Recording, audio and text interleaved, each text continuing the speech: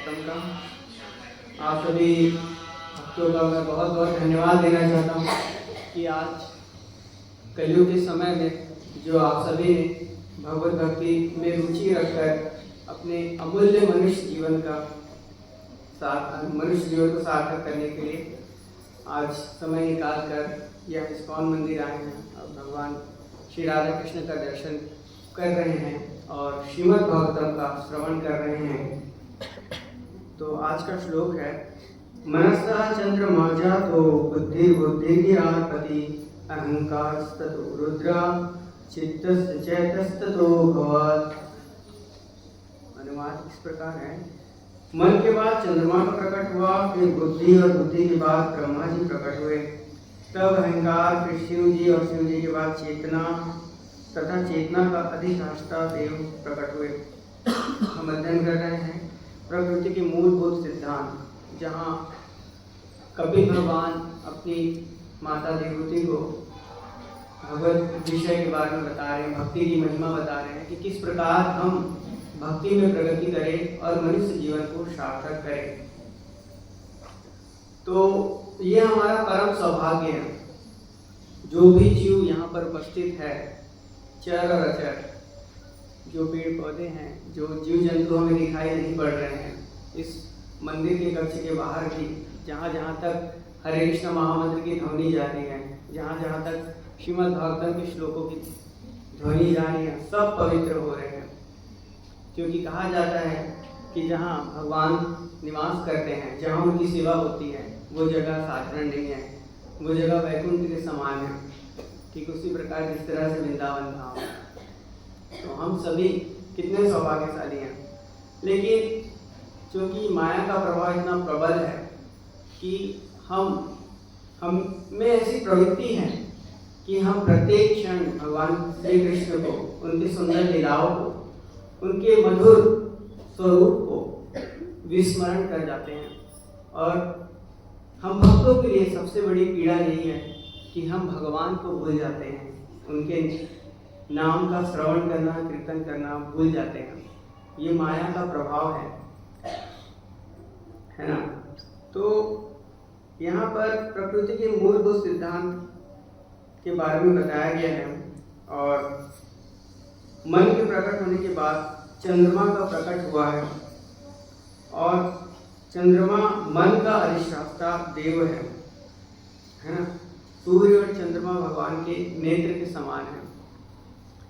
और चंद्रमा चूंकि मन के अधिष्ठाता देव हैं, वास्तव में भगवान कृष्ण से ही सब प्रकट होते हैं। मत्ता परतरम नान्य किंचित अस्ति धनंजय मयि सर्वमिदं प्रोतं सूत्रम मणिगणाय। भगवान श्री कृष्ण आदि भगवान है। संपूर्ण जगत उन पे ऐसे गुथा हुआ है जैसे माले में मोतियां गुथी रहती हैं, अर्थात उनसे श्रेष्ठ और कुछ भी नहीं है। भगवान भगवद गीता में कई श्लोकों के माध्यम से बताएं कि मैं परम भोक्ता राम जगदपशाम सर्वलोकमहेश्वरम सूर्यम सर्वभूतानां ज्ञात्वा मां शान्तिमुच्यते अहम सर्वस्व प्रभु मत्ता सर्व प्रवर्तते इति मत्वा भजन्ते मां बुधा भावो समन्विता। जो चर और अचर, भौतिक और अभौतिक दोनों के कारण स्वरूप क्या है? भगवान है।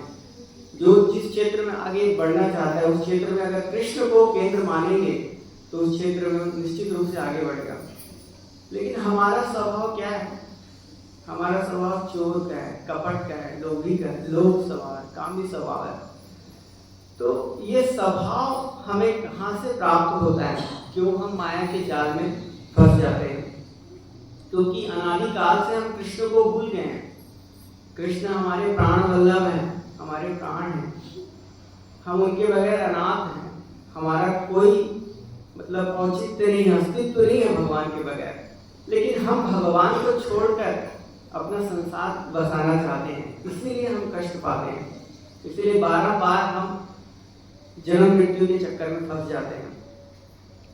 और जगत गुरु शिला प्रभुपाद जी ने इतना सुंदर हमें मार्ग दिया है और हम सभी धन्य हैं। और शिला प्रभुपाद जी कहते हैं कि आप मुझे एक जन्म दे दीजिए, कृष्ण के लिए आप मुझे एक जन्म दे दीजिए। बहुत सरल रूप में प्रभुपाद जी कह रहे थे कि एक जन्म मुझे दे दीजिए।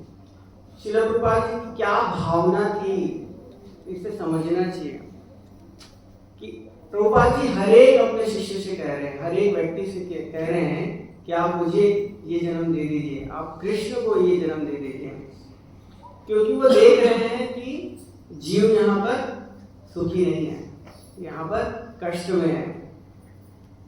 भगवान कहते हैं ना भगवद गीता में, ना हम प्रकाशम सर्वस्व योग माया समावृता मूढ़ो अपि नाभि जनाति लोको माम जयम। चारों तरफ माया का जाल है। ना हम प्रकाशम सर्वस्व योग माया समावृता, चारों ओर योग माया समावृता है। हम ऐसे कलयुगी जीव हैं कि भगवद गीता पढ़ने के पश्चात, भक्ति मार्ग में आने के पश्चात भी हमें भौतिक जगत मधुर लगता है। कैसे? सुंदर सुंदर मकान, गाड़ियाँ, सुंदर सुंदर व्यक्ति, वस्तु में मन आकृष्ट हो जाता है और हम महत्व नहीं देते हैं भगवत नाम को, गुरु सेवा को, मंदिर में अर्च विग्रह की सेवा को, घर में अर्च विग्रह की सेवा को। हम अपना अलग संसार बसाना चाहते हैं और कृष्ण के बगैर हम प्रसन्न होना चाहते हैं।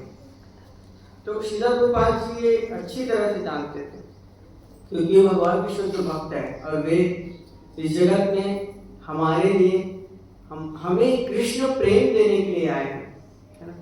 और ये सत्य है, यकीन मानो, ये कोई काल्पनिक नहीं है। हम सब एकत्रित हुए हैं और गुरु महाराज की दृढ़ संकल्पता को मेरा दंडवत प्रणाम है, नमन है। हम श्रील प्रभुपाद जी को देखे नहीं हैं, हम इतने भाग्यशाली नहीं हुए कि हम श्रील प्रभुपाद जी को देखे नहीं है, लेकिन गुरु महाराज जी ने देखा है। श्रील प्रभुपाद जी की जो दृढ़ संकल्प शक्ति थी वे हम गुरु महाराज जी में देख सकते हैं। कितने संकट आए, कितनी दुविधा आई, है ना। कई बार काम बंद भी हुआ, फिर स्टार्ट हुआ। तो प्रभुपाद जी को देखे हैं और उनकी श्रद्धा पर गुरु महाराज जी को दृढ़ विश्वास है। तो हमें भी गुरु महाराज आचार्यों पर दृढ़ विश्वास होना चाहिए कि वो जो कह रहे हैं और कर रहे हैं वो सत्य है। क्योंकि हम मिथ्या अहंकार से ग्रसित हैं, इसलिए हम देखते हैं राधा कृष्ण को, लेकिन हमारे मन में कोई दूसरा विषय चलता रहता है, इसलिए हम उसका दर्शन नहीं कर पाते। हम जब कीर्तन करते हैं तो आप नोटिस करना कि कई सारे ऐसे विचार हैं जो कीर्तन के समय नहीं आने चाहिए। क्यों हमारा मन इतना शुद्ध नहीं होता कि हम एक टक होके भगवान के चरण कमल को देख सके। आप कभी ये प्रयास करना कि 5 मिनट हम भगवान के चरण कमल को देखने का सामर्थ्य रखते हैं क्या? ये बहुत बड़ी तपस्या है। क्यों नहीं देख पाते हम 5 मिनट स्थिर होकर भगवान के चरण कमल को? क्यों नहीं देख पाते? क्यों नहीं देख पाते हैं? क्योंकि हमारा हृदय अभी पवित्र नहीं हुआ है। हम इतने शुद्ध नहीं हुए हैं कि एक तक अपलक हम देख सके। लेकिन आप ठाकुर जी को देखिए, वे एक टक होकर आपको देख रहे हैं, उनकी दृष्टि नहीं हट रही है, लेकिन हमारी दृष्टि हट जाती है, क्योंकि भगवान हमारा टेक केयर कर रहे हैं, हमारे वेल विशर है। वो प्रत्येक क्षण ये नोटिस कर रहे हैं कि हम क्या कर रहे हैं। मामे अंशे जीव लोके जीव भूतम सनातनम, क्योंकि हम उनके अंश हैं, है ना। और भगवान सब कुछ जानते हैं। सर्वस्व चाहं हृदि सन्निविष्टो मत्ता स्मृतिर्ज्ञानं पोहनं च वेदश्च सर्वैरहमेव वेदो वेदान्तकृत वेद विदेव चाहं। जो ज्ञान है, जो स्मृति है, जो विस्मृतियां हैं, वे सब भगवान से आते हैं। वेदश्च सर्वैरहमेव वेदो, वेदों का उद्देश्य क्या है? कृष्ण को जानना। कृष्ण भगवान है ये जानना नहीं है, कृष्ण मेरे प्राण है ये जानना है। उनके बगैर मैं कुछ भी नहीं हूँ। जैसे कि गोपियाँ, जैसे कि चैतन्य महाप्रभु, जैसे कि शिला प्रभुपाद हमारे गुरुवर, कृष्ण भगवान है जान रहे तो इसमें कोई रस नहीं है। हाँ, मैं विपत्ति में तो भगवान मेरी रक्षा कर देंगे, केवल इतना ही नहीं जानना है। हमें कृष्ण के संग, जैसे गोपियाँ थी, जैसे शिला प्रभुपाद जी उनके प्रचार के लिए सर्वस्व न्यौछावर हो गए, है ना। उस भाव में उस प्रेम के भाव का आदान प्रदान तक हमें पहुंचना है।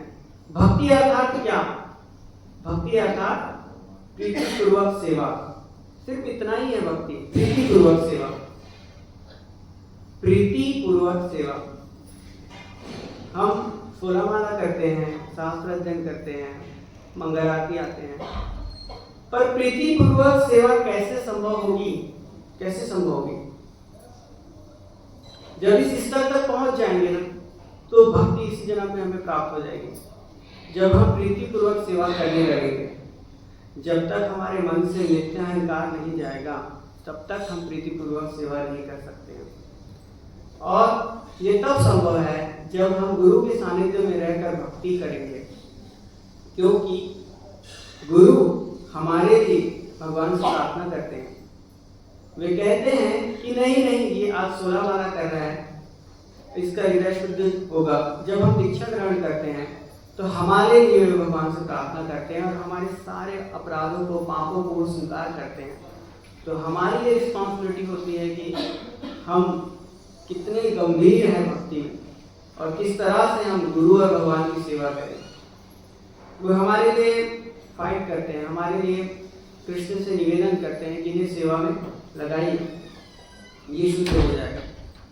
तो गुरु महाराज हमारे लिए ज्वलंत उदाहरण है, श्रील प्रभुपाद जी हमारे ज्वलंत उदाहरण है। आप निश्चित रूप से कृष्ण प्रेम को प्राप्त कर सकते हैं, निश्चित रूप से, इसमें कोई संदेह नहीं है। लेकिन आपको सैद्धांतिक रूप से भक्ति के नियमों का पालन करना है, शास्त्रों के नियमों का पालन करना है, और ये बहुत सरल है। अगर हम मनमानी भक्ति करेंगे, अगर हम कुछ भी करेंगे, तो वो संभव नहीं होगा। लेकिन हम गंभीर हो जाएंगे, सरल हो जाएंगे, तो सब चीज संभव है। और सबसे बड़ा हमारा शत्रु कौन है? मन।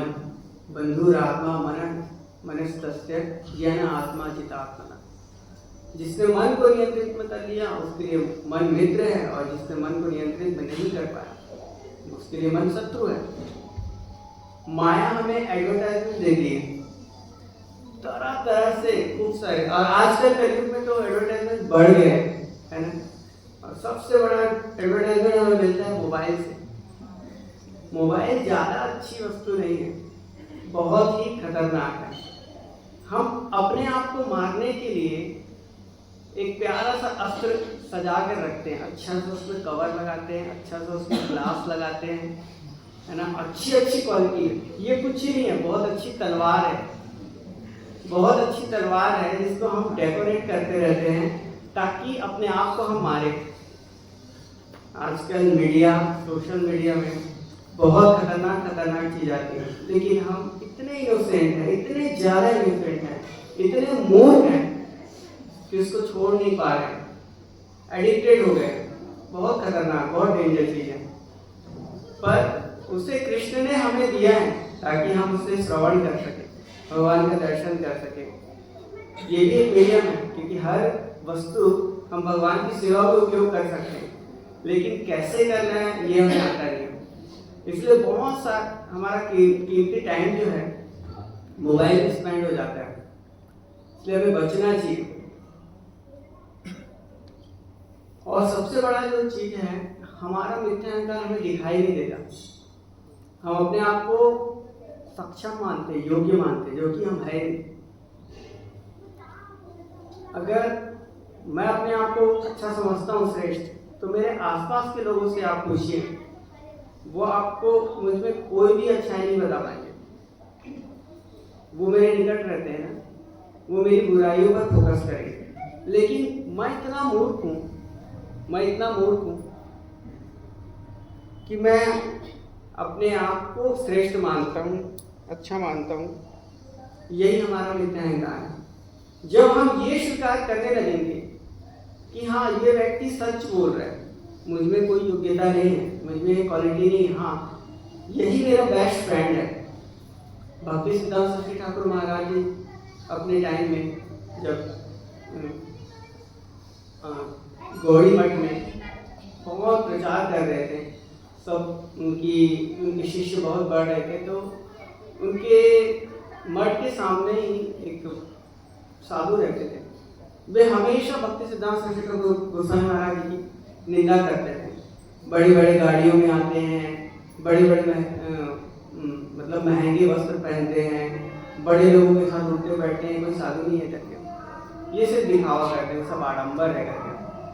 तो उनके शिष्य कहते थे कि महाराज जी वो हमेशा आपके बारे में बुराई करते रहते हैं, उसे समझा देते हैं करके कि ऐसा मत करें। नहीं नहीं, वो तो मेरा मित्र है, वो मुझ में बुराई देखता है करके, और मैं अपने आप को सुधारने का प्रयास करूंगा। कौन कह रहा है? भक्ति सिद्धांत सरस्वती ठाकुर महाराज जी, जो प्रभुपाद जी के गुरु महाराज जी है, वो कह रहे हैं। लेकिन आज हमारा कंडीशन क्या है? अगर हमें कोई भक्त बोल दे कि ये काम तुम ढंग से नहीं कर सकते, कोई काम तुम ढंग से नहीं कर सकते, तो हम क्या रिएक्शन लेते हैं? हम तुरंत क्रोधित हो जाते हैं। क्यों क्रोधित हो? क्योंकि हमें विनम्रता नहीं आई है। तो वो जो बाबा जी थे एक दिन गुजर गए, शरीर त्याग किया। तो भक्ति सिद्धांत सरस्वती ठाकुर महाराज को पता चला कि वो शरीर त्याग दिए, तो उनकी आंखों में आंसू आ गया। तो कृष्ण से उसके लिए प्रार्थना करने लगे कि वो तो मेरा सच्चा मित्र था, भगवान उनकी रक्षा करें, उनको सद्गति प्रदान करें। तो एक वैष्णव का हृदय कैसे होता है ये समझिए। एक वैष्णव ऐसा होता है कि वो वृक्ष के समान होता है। वृक्ष की उपमा क्यों दी गई है? तृणादपि सुनीचेन तरुरपि सहिष्णुना हमारी रमाने कीर्तने सदा हरि। वृक्ष हमें सिखाती है कि कैसे हमें जीना चाहिए। वृक्ष में भले कोई वन में वृक्ष है, वो पूरी तरह वर्षा पर आश्रित है, सूर्य के प्रकाश पर आश्रित है, एक तरह से वो भगवान की शरणागत है। कोई भी पथिक आ रहा है, रास्ते में कोई वृक्ष है तो उसको छांव मिल जाता है, कभी फल भी मिल जाता है ना। पर कोई व्यक्ति उसमें पानी नहीं डालेगा, उसकी रक्षा के लिए कुछ करेगा नहीं, फिर भी वो उसको छांव देता है। तो हमारा जीवन ऐसी है कि अगर कोई हमसे कुछ छीन रहा है, कोई ले रहा है, तो हमें प्रसन्न होना चाहिए कि कम से कम हमसे कुछ ले तो गया। इवन ये भी सोचना चाहिए अगर हमारा कोई अपमान करता है तो हमें सोचना चाहिए कि कम से कम मैं किसी के अपमान के योग्य तो बन सका। अभी मुझ में कुछ क्वालिटी है तभी तो किसी ने मुझे अपमान किया है ना। तो उसको भी कृष्ण भक्ति में लाने का प्रयास करना चाहिए, तभी हम सच्चे भक्त बन पाएंगे। अदेष्टा सर्वभूतानां। अगर संसार में हमें किसी जीव के प्रति द्वेष है, दुश्मनी है, हम किसी के लिए अहित सोच रहे हैं या किसी से हम रिवेंज लेना चाहते हैं, तो कृष्ण हमसे प्रसन्न नहीं होंगे। क्यों? क्योंकि कृष्ण सबके हृदय में निवास करते हैं, इसलिए कृष्ण हमसे प्रसन्न नहीं होंगे। तो मिथ्या अहंकार ऐसा है कि हमको पता नहीं चलता है, लेकिन सामने वाले को पता चलता है। जिस तरह से हम मिथ्या अहंकार को नहीं देख सकते, उसी तरह से साधारण इंद्रियों से, जो कुलुषित इंद्रियों से हम भगवान का दर्शन नहीं कर सकते। अतः से कृष्ण नाम आदि न भवेद ग्रह्यम इंद्रिया। ग्रह्यम इंद्रिया मतलब इंद्रिया, अशुद्ध इंद्रिया। सेवान मुको ही जीवालो, सेवान मुको ही जीवालो।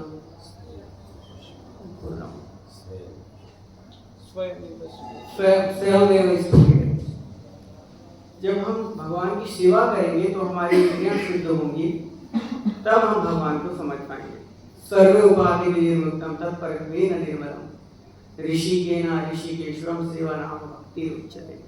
जब समस्त उपाधियों से हम मुक्त हो जाएंगे तब हम भगवान को समझ पाएंगे। उपाधि अर्थात क्या? जो भौतिक उपाधि है, हम सबसे बड़ा भौतिक उपाधि अपने आप को हम बॉडी मानते हैं, और बॉडीली टेस्ट के लिए, बॉडीली एंजॉयमेंट के लिए प्लानिंग करते रहते हैं। घर द्वार, रिलेशनशिप, मटेरियल रिलेशनशिप और कई तरह से एंजॉयमेंट है, सब अवेलेबल है। लेकिन जो सच्चा एंजॉयमेंट, सच्चा रस है, वो भगवान का प्रेम है, और वो तभी प्राप्त होगा जब हम भगवान को अपना जानेंगे, कृष्ण को अपना मानेंगे, कृष्ण को अपना परम मित्र मानेंगे, कृष्ण को अपना परम ध्येय समझेंगे, लक्ष्य समझेंगे। जब हमारे विचार शुद्ध होंगे, जब हम अपनी इंद्रियों को अपनी इंद्रियां ही नहीं माने, अपने मन को अपना मन ही ना माने, अपनी बुद्धि को अपना बुद्धि ना माने, ये सब चीज प्रयोग होना चाहिए कृष्ण की सेवा में। अगर हमारे अंदर दूषित विचार आ रहे हैं, भोग के प्रति विचार आ रहे हैं, काम के प्रति विचार आ रहे हैं, तो हमें समझना चाहिए हम उस रेशियो से, कृष्ण से दूर हैं। जब हम ये विवेक ला पाएंगे कि हाँ नहीं, ये भावना से मुझे निकल कर शुद्ध भावना में प्रवेश करना है, तब हम कृष्ण को प्राप्त कर पाएंगे। जैसे ही मुझ में एंगर आए, तब हमें सोचना चाहिए कि इस एंगर से मैं कैसे निकलूं।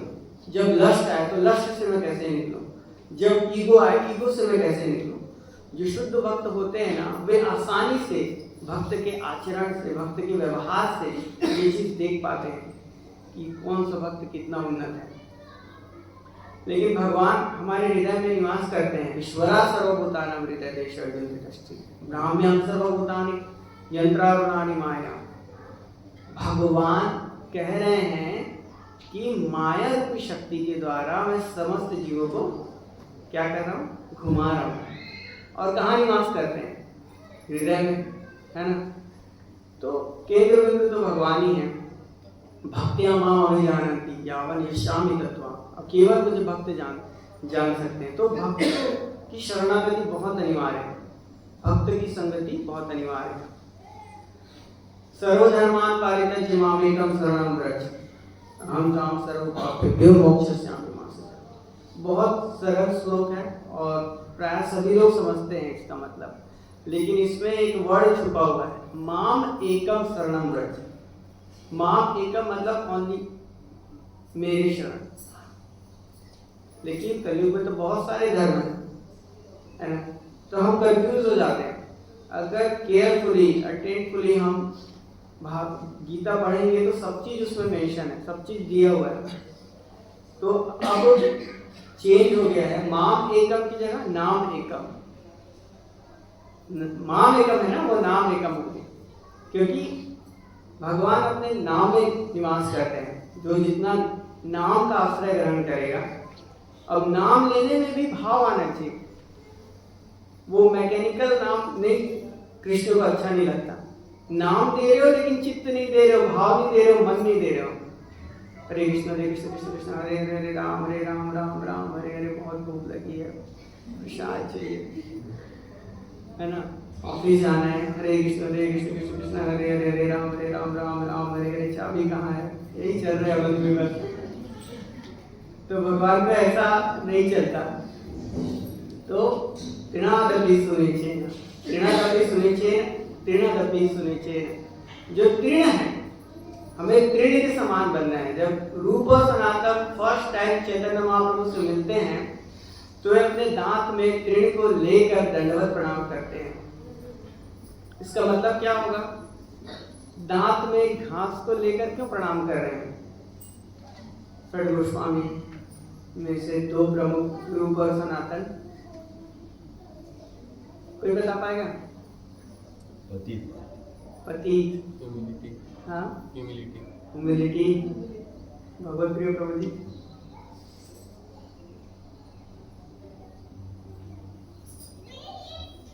क्योंकि वो अपने आप को पशु मानते थे,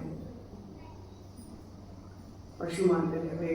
जैसे कि गाय और बकरियां घास खाती हैं, तो हम भी पशु के समान हैं। चैतन्य महाप्रभु हम पशु के समान हैं, इसलिए हम दंते क्रीड़ा करी। श्री कृष्ण चैतन्य प्रभु दंते क्रीड़ा करी, बहुत सुंदर भजन है। दो दांत में क्रीम को लेके आते हैं कि हम पशु समान हैं, लेकिन चैतन्य महाप्रभु इतने दयालु हैं कि उनका आलिंगन करते हैं। नहीं, तुम पवित्र हो, तुम शुद्ध हो। लेकिन हमें इसका मजाक नहीं उड़ाना चाहिए, हम भी पशु समान हैं, दो पैर वाले। आहार निद्रा भय में दुरमुचा, सामान्य तर पशु भी समाना। धर्म विशेषो अधिको, धर्मे नहीं ना पशु भी समाना। जो धर्मशील है वो पशु के समान है। जो कृष्ण नाम से, कृष्ण की सेवा से, गुरु की सेवा से पृथक है, वो भी पशु के समान है। लेकिन हम मानेंगे नहीं कि हम पशु हैं करके। जब वास्तव में हम स्वीकार करने लगेंगे तब हम भक्ति में प्रगति करेंगे। रूप सनातन कहते हैं कि हम जगाई मधाई से 100 गुना अधिक पतित हैं। 100 गुना जगाई मधाई से। कौन बोल रहे हैं? रूप सनातन, जिन्होंने भक्ति रसामृत सिंधु लिखी, वो कह रहे हैं। कृष्णदास कविराज गोस्वामी कहते हैं कि मैं मन में पड़े हुए कीट से भी ज्यादा तुच्छ हूं। वो कह रहे हैं, आचार्यगण ऐसे कह रहे हैं। तो हमारी क्या पहचान है? वृंदावने किमपि गुरुमलता औषधीनाम। उद्धव जी कह रहे हैं कि मुझे वृंदावन में गुरुमलता औषधीनाम कुछ भी बना दीजिए। ब्रह्मा जी वहां पत्थर के रूप में है ना। ऐसे कई देवी देवता, ब्रह्मा जी, शिव जी चक्रेश्वर महादेव के रूप में है। तो हमारी स्थिति क्या है हम वास्तव में नहीं जानते और ना ही हम जानना चाहते हैं, क्योंकि हमें एंजॉय करना है, कृष्ण से पृथक एक संसार बसाना है। लेकिन हमारा कंडीशन ऐसा नहीं है कि हम कृष्ण के बगैर सुखी रह पाएंगे। जीवन स्वरूप हुए कृष्ण नित्य दास। हम दास हैं, वैधानिक रूप से हम दास हैं, लीगली हम दास हैं, लेकिन हम एक्सेप्ट नहीं करना चाहते। कब करेंगे हम लोग? जो भी भक्ति मार्ग में आया है, मेरा ये रिक्वेस्ट है कि टाइम वेस्ट मत कीजिए। हमने कई जन्म गंवा दिए हैं, दोबारा फिर आओगे, फिर यहाँ एंजॉय करेंगे, फिर बहुत लेट हो रहा है, क्योंकि हमें प्रचार करना है। अभी मंदिर बनने ही वाला है, ओपनिंग होगा, अधिक से अधिक भक्तों की आवश्यकता है।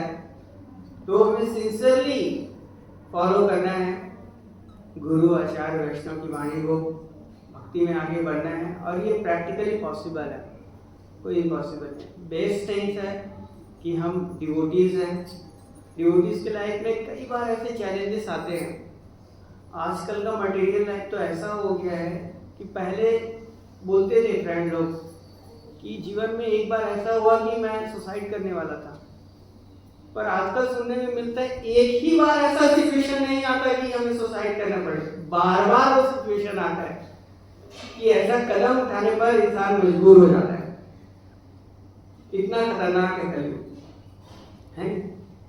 तो हमें सिक्योर होना है, सेफ होना है, और वो तभी हो सकते हैं जब हम भक्ति को गंभीरता से पालन कर सकें।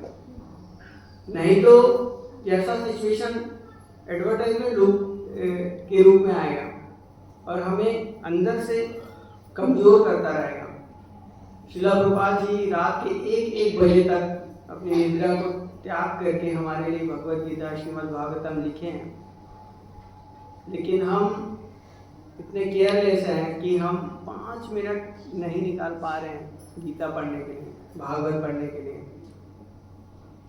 हम जिस वर्ल्ड में रह रहे हैं ना, ये टेम्पररी है, इसमें कोई ज़्यादा रस नहीं है, ज़्यादा कोई सुख नहीं है। लेकिन हम अभी गुरुनिष्ठ नहीं हुए हैं, हम अभी समर्पित नहीं है, इसलिए हमें माया बांध के रखी है।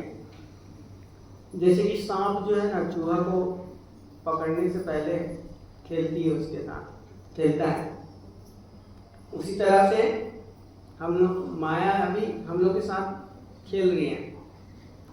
जिह्वान भक्ति भगवद गुण नाम ध्येयम् चेतस्य न स्मरति तत् चरणारविन्दम् कृष्णाय नो नमति यक्षेर कदापि तानानधव्यम् असत्कृत विष्णु कृत्यान्।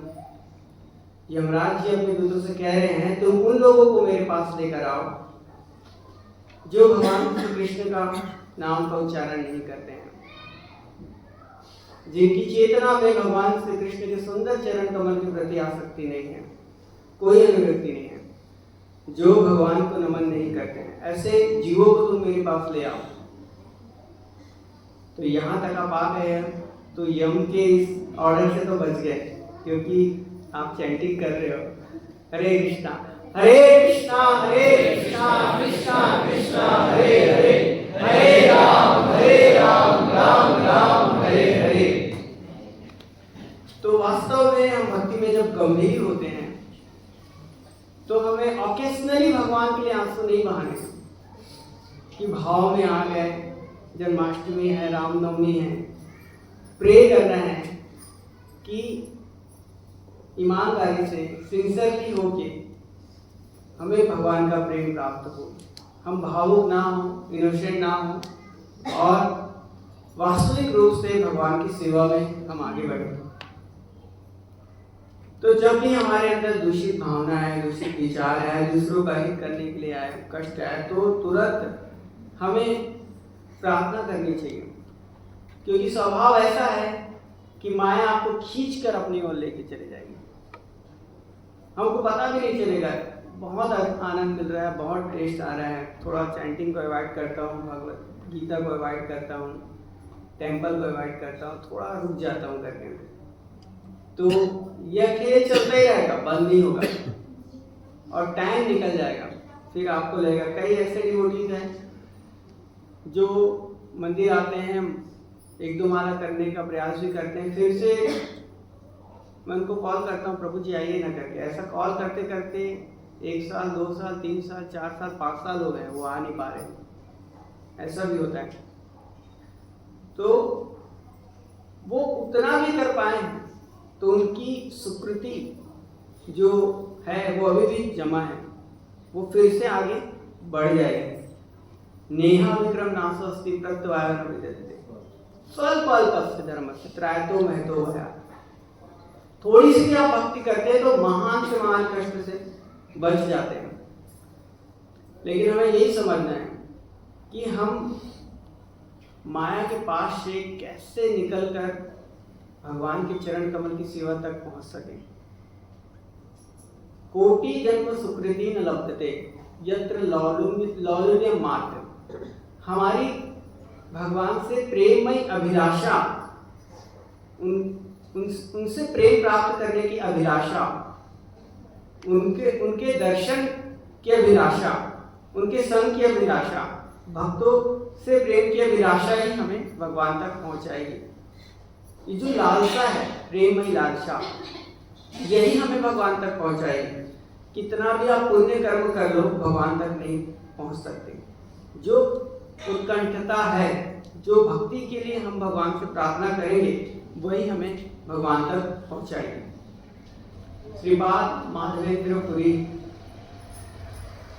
महान आचार्य, उनको स्वयं राधा रानी ने एक श्लोक दिया, अये दीन दयाल नाथ हे मधुरा नाथ कदावलोकिषे हृदयं तत् आलोक्य गात्रं दयितं भ्रमितं किं करोति हम। कि अभी अभी मुझे कृष्ण ने दर्शन दिया और अभी वो कहाँ चले गए। तो ऐसे विरह भाव से वो कृष्ण का नाम लेते हैं, कृष्ण को पुकारते हैं। स्वयं चैतन्य महाप्रभु नैनम गलद अश्रुधया वदनम गदगद हृदया गिरा। इतना प्रेम है कि धारा प्रवाह होती है, अश्रु की धारा प्रवाह होती है। लेकिन वास्तव में हम अपनी बात करें तो कब हम भगवान के लिए रोए हैं याद ही नहीं, कब आंसू आए हैं याद ही नहीं। ना ऐसा हम प्रयास कर रहे हैं, ना हम ऐसा प्रयास कर रहे हैं। अभी तो हम सेटल होना चाहते हैं मटेरियल लाइफ में। सबसे बड़ा जो प्रॉब्लम है, डिजीज है कि हम यहाँ सेटल होना चाहते हैं। इस गटर में हम लोग सेटल होना चाहते हैं। हाँ, अच्छी जॉब चाहिए, अच्छा लाइफ पार्टनर चाहिए, है ना, अच्छा घर चाहिए। यहाँ सेटल होने का कोई मतलब नहीं। सेटल तो वहाँ होना है, सेटल तो जहाँ होना है, टेम्पल में सर्विस करके, गुरु आश्रय लेके, भक्तों के संग। एक बार मायापुर में गुरु महाराज जी के संग में मायापुर गया था, तो इस्कॉन लीडरशिप संघ चल रहा था। वहाँ कई बड़े बड़े प्रचारक लोग आए थे, भक्त लोग। तो गुरु महाराज जी का स्वास्थ्य थोड़ा ठीक नहीं था। गुरु महाराज जी कहते थे बहुत अच्छे क्लासेस हो रहे हैं, आप लोग जाना चाहे तो चाहिए। पर गुरु महाराज जी के साथ रहना हमें ज़्यादा अच्छा लग रहा था, कुछ कुछ सेवाएं थी।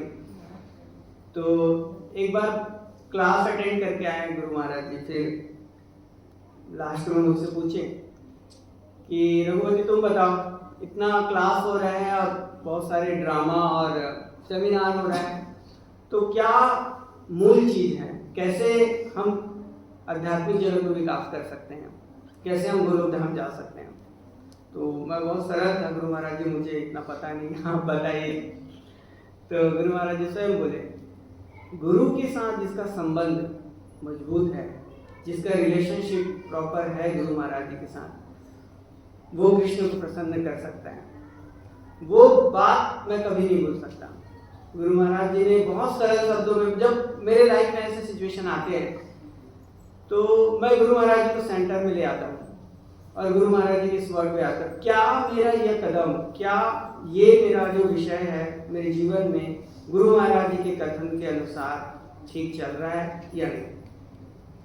तो उस चीज़ों को अगर वो अनुकूल नहीं है तो उन चीज़ों को त्याग करना चाहिए। तो ऐसे कोई भी मैटर हो जब हमें लगे कि कैरियर इम्पोर्टेंट है, लाइफ पार्टनर इम्पोर्टेंट है या मनी इम्पोर्टेंट है, तो आप समझिए कि जो गुरु के सानिध्य में हमें या उनके संबंध में मजबूत बनाने वाले जो भी हमारे कदम है वो हमारे लिए हमेशा हितकर रहेंगे, और सारी चीज़ें जो इसके विपरीत है वो हमारे लिए अहित कर रहेंगे। इस बात का हमें हमेशा ध्यान रखना चाहिए। गुरु महाराज जी बहुत दयालु हैं। हमें ऐसा लगता है कि स्वभाव से वो बहुत स्ट्रिक्ट है और उनका नेचर हमारे लिए टोलेबल नहीं है, मतलब कंफर्ट नहीं होता कभी कभी, क्योंकि वे कृष्ण को अपने हृदय में धारण किए हैं, इसलिए गुरु बहुत बलवान होते हैं। वे नित्यानंद के स्वरूप हैं और राधा कृष्ण को अपने हृदय में धारण किए। तुम्हारा हृदय सदा गोविंद श्याम, बहुत सुंदर भजन है। तो अभी तो गुरु महाराज जी धर्म धाम में हैं और हमारा सौभाग्य है कि हम उनका दर्शन कर पा रहे हैं, और उनके दर्शन मात्र से ही हमारी चेतना शुद्ध हो जाती है, और उनके कथा श्रवण मात्र से ही हमारी चेतना शुद्ध हो जाती है। और उनकी उपस्थिति में मैंने ये चीज़ नोटिस किया है कि अगर गुरु महाराज जी हैं हमारे आसपास तो उस समय आपके अंदर बुरे विचार नहीं आएंगे, आपका चेतना उनके प्रेजेंस से शुद्ध होते रहेगा। मतलब इतना तेज है गुरु महाराज जी में। तो ऐसे श्रील प्रभुपाद जी के शुद्ध भक्त का हमें संगति करने का ये जो सुनहरा अवसर मिला है, ये हमें खोना नहीं चाहिए। 10 मिनट और, तो मैं अपनी वाणी को विराम देता हूँ। आप लोग कुछ क्वेश्चन आंसर हो तो पूछ सकते हैं, कुछ क्वेश्चन हो तो। हरे कृष्णा। किसी को कोई कंफ्यूजन हो तो पूछ सकते हैं। वैसे मुझमें इतनी योग्यता तो है नहीं कि मैं कुछ अच्छा बता रहा हूँ, कुछ कहने में कुछ गलती हो तो क्षमा करेंगे। हरे कृष्ण प्रभु जी। हरे कृष्ण। मैं बस ये पूछना चाहता कि जैसे जन्म देते हैं भगवान जी, तो छोटे बच्चों की या जैसे भी मतलब उनकी मृत्यु हो जाती है, तो ऐसा क्यों होता है? मतलब जब उन्होंने जन्म दिया है तो कोई बच्चा पैदा होते गुजर जा रहा है, कोई साल भर में, कोई ऐसा क्यों होता है? जन्म मृत्यु प्रभु जी हमारे कर्मों के जो पूर्वज कर्म हैं उसके अनुसार ही हमें गति मिलती है। कितने समय के लिए जो जीव आया है वो पूर्वज कर्मों के आधार या उसके कर्मों के अनुसार ही निर्धारित होती है। अब कलयुग है, कलयुग में ऐसे कई जीव हैं जो कुछ माह तक, कुछ वर्षों तक ही उस शरीर को धारण कर पाते हैं और फिर दूसरे शरीर में चले जाते हैं। मूल रूप में हमें ये देखना है कि हम वास्तव में शरीर नहीं है, हम आत्मा है, और आत्मा शरीर को धारण करती है और अपने चेतना के अनुसार वो विभिन्न विभिन्न योनि को प्राप्त करती है। पर हमारी यह धारणा है कि हम क्या है, भौतिक दृष्टि से ये सोच रहे हैं प्रभु जी, कहने को बहुत सरल है लेकिन समझने में ये बहुत भावप्रद है कि छोटे छोटे बच्चों का इतने कम उम्र में चले जाना कष्टप्रद होता है। पर कर्म की जो गति है वो इतनी गहन है, जो कर्म की गति है और कर्म का जो विषय है बहुत ही गहन है, इसे साधारणता हम नहीं समझ पाते। इसी प्रसंग में जैसे चित्रकेतु महाराज भागवतम में बहुत अच्छी कथा आती है, तो उनकी 1 करोड़ रानियां थी, फिर भी उनको कोई पुत्र प्राप्त नहीं हुआ था चित्रकेतु महाराज से। तो वे बहुत व्याकुल रहते थे कि सब होने के बाद, वे चक्रवर्ती सम्राट थे, उनके पास कोई वस्तु की कमी नहीं थी, पर एक पुत्र नहीं था। ऐसे ही वो एक ऋषि से मिले, तो ऋषि ने उन्हें एक फल दिया और जिनसे उनको पुत्र की प्राप्ति हुई। लेकिन वो बोले कि ये पुत्र आपके शोक और हर्ष का विषय होगा, हर्ष और शोक का विषय होगा, क्योंकि वो पुत्र उनके भाग्य में नहीं था और उनको चाहिए था, है ना। बहुत ज्यादा जिद किए कि मुझे चाहिए, इसलिए वो आया और क्या बना, हर्ष और शोक का विषय बना। तो इस प्रकार से हमें समझना चाहिए कि हमारा जो कर्म बंधन है वो इतना जटिल है कि इसे हम आसानी से नहीं समझ सकते। कोई भी जीव किस काल तक आया है, किस समय तक आया है, ये अपने पूर्व कर्म के आधार पर ही निर्धारित होता है। तो वो पुत्र का जन्म हुआ, पुत्र के जन्म होने के पश्चात जो अन्य रानियां थी वे पुत्र से और पुत्र की मां से ईर्ष्या करने लगी। तो एक दिन उन्होंने डिसाइड किया कि इसको हम विष देके मार देंगे तो हमारी ईर्ष्या खत्म हो जाएगी। तो एक दिन ऐसे ही हुआ, विष देकर उसको मार देते हैं। पर हर्ष हुआ, पुत्र के उत्पन्न होने से सभी खुश हुए। अब मृत्यु हुई तो सभी शोक में शोकाकुल वातावरण हो गया, सब रोने लगे और जिन्होंने मारा वो भी रोने लगे कि ऐसा नहीं होना चाहिए था। वे सब पश्चाताप करने लगे। तो देव ऋषि नारद जी आए, बोले कि ऐसा क्यों हुआ, क्या हुआ।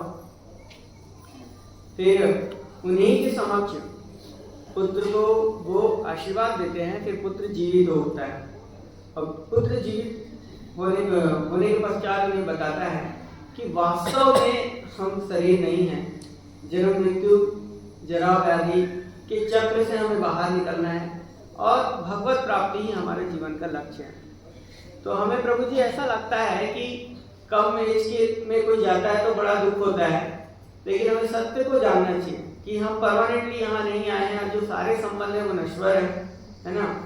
कि वंशासी जरनानी यथा विहाय नमानि गृहणाति नमानि, बहुत अच्छा श्लोक है जिसमें बताया गया है कि ये आत्मा जो है वस्त्र के समान देह को धारण करती है, और जैसे पुराने वस्त्र हम त्याग देते हैं ना, उसी तरह से आत्मा जो है पुराने शरीर को त्याग कर नवीन शरीर को धारण करती है। ठीक है प्रभु जी। और किसी का कोई प्रश्न? Any question? Yes प्रभु। मुझे किसी भक्त को देखकर अगर मन में किसी के बुरे विचार आते हैं, हाँ, तो क्या करना है? किसका? उस भक्त का कि अपना? नहीं क्या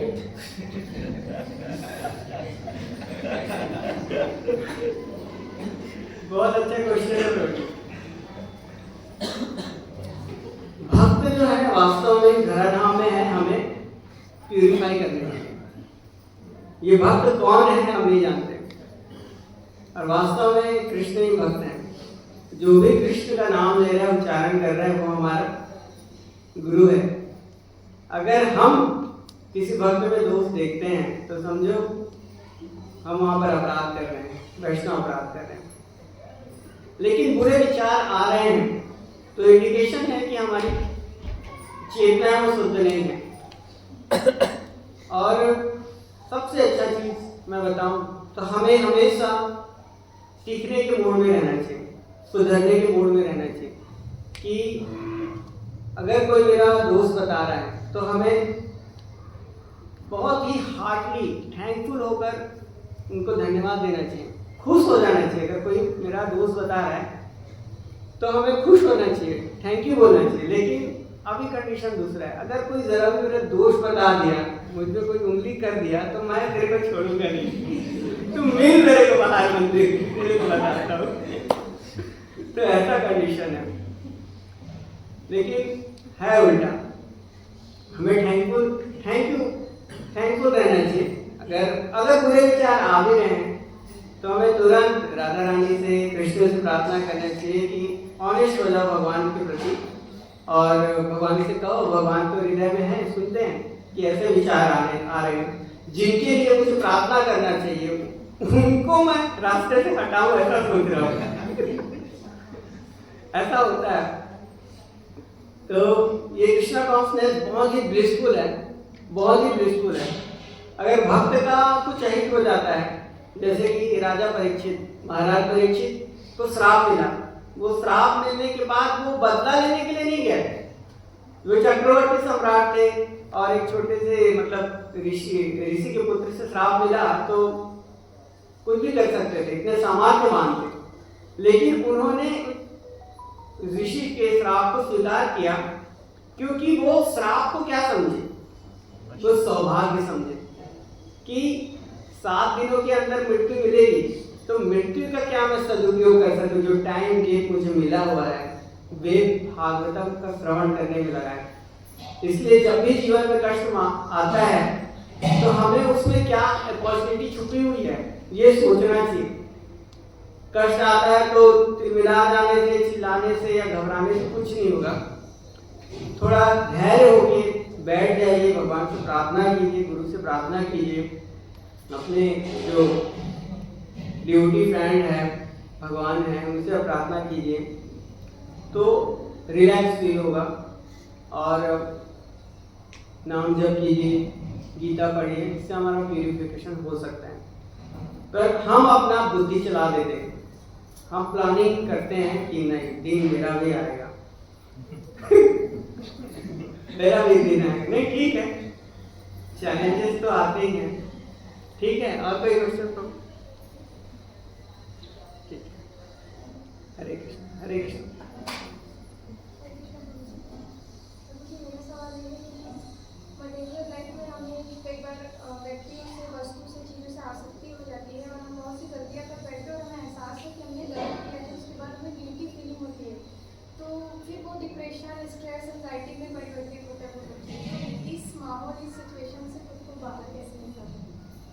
बहुत अच्छा क्वेश्चन है, थैंक यू। ये क्वेश्चन सभी के लिए है कि ये जो मटेरियल अरेंजमेंट है हम देखते हैं, ये वास्तव में हमें कष्ट देने के लिए। राधानाथ महाराज जी बहुत अच्छा एक कोर्स बताया, उनके विचार कि ये जो जितना भी मटेरियल आपका मार्ग है, आप जो सुख पूर्वक रहना चाहते हैं, वास्तव में आपको कष्ट देने के लिए सारे अरेंजमेंट है कि आपको कष्ट मिलेगा ही मिलेगा। पर उससे बड़ी दुख की बात यह है कि हम वहां से लर्निंग नहीं लेकर, शिक्षा नहीं लेकर, हम ऐसा सॉल्यूशन ढूंढते हैं कि वो एक सॉल्यूशन को खत्म करने के लिए दूसरा नया प्रॉब्लम क्रिएट कर लेते हैं। एक प्रॉब्लम को सॉल्व करने के लिए दूसरा को नया प्रॉब्लम क्रिएट कर लेते हैं। क्योंकि कृष्णा कॉन्शसनेस के एब्सेंस में अगर कृष्ण भावना भावित नहीं है तो ये प्रॉब्लम हमेशा बनी रहेगी, लाइफ टाइम बनी रहेगी। तो मटेरियल लोग कहते हैं कि ये वर्ड जो है ऐसा ही, हर कोई इंटरनली बहुत खोखला है, अकेला है और रो रहा है। लेकिन जब कोई कृष्ण कॉन्शसनेस में आ जाता है ना, तो जिस रेशियो से वो कृष्ण की शरणागति की ओर जाएगा, उतने जल्दी ही वो आगे बढ़ेगा। क्योंकि विपत्तियां तो संपत्तियां हैं, विपत्तियां संपत्तियां हैं। अगर कृष्ण भक्ति में हो तो विपत्तियां संपत्तियां हैं। विपदा संतु शश्वत तत्र तत्र जगत गुरु भवतो दर्शनम यत्साद पुनर्भव दर्शनम। कुंती महारानी तो विपत्ति मांग रही है कि आप मुझे बारंबार विपत्ति दो। और जो वृंदावन धाम में भगवान ने लीलाएं की, वहां क्या कम विपत्तियां थी? नख पे गिरिवर धारो, ये छोटी उंगली नहीं, नंद पे भगवान गिरवर धारण करते हैं। तो वहां पर कितने पूतना आती है, तृणा में प्रलंबासुर इंद्र ने परेशान किया। तो विपत्तियां इसलिए हैं कि हम शेल्टर लें। माया भी आपको मार मार के कृष्ण तक लाना चाहती है, लेकिन हम मर के माया के पास जाना चाहते हैं। ऐसा कंडीशन है। ठीक है माता जी, तो कष्ट अच्छा है, कष्ट आने चाहिए, पर कष्ट का वे कृष्ण की ओर होना चाहिए, उनके लोटस फीट की ओर होना चाहिए। हरे कृष्णा कृष्णा कृष्णा हरे हरे, हरे राम राम राम हरे हरे। जगत गुरु श्रीला प्रभुपाद की जय, सूर्यनाथ भक्ति सिद्धार्थ स्वामी गुरु महाराज की जय। हरे कृष्णा हरे कृष्णा कृष्ण कृष्ण हरे हरे, हरे राम